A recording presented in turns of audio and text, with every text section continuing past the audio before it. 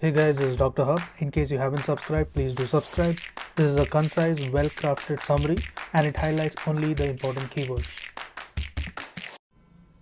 Hiatus hernia. So this hiatus hernia, there are many types. First we look at the sliding. Sliding, there is a gastroesophageal, we are calling it as GE junction. So gastroesophageal, GE junction. So gastroesophageal junction, it itself goes up. Then comes the paraesophageal. The paraesophageal, it includes the GE junction and it is fixed. Then comes the stomach, it goes adjacent to that of the GE junction. Next is there are more chances of the complication which is taking place.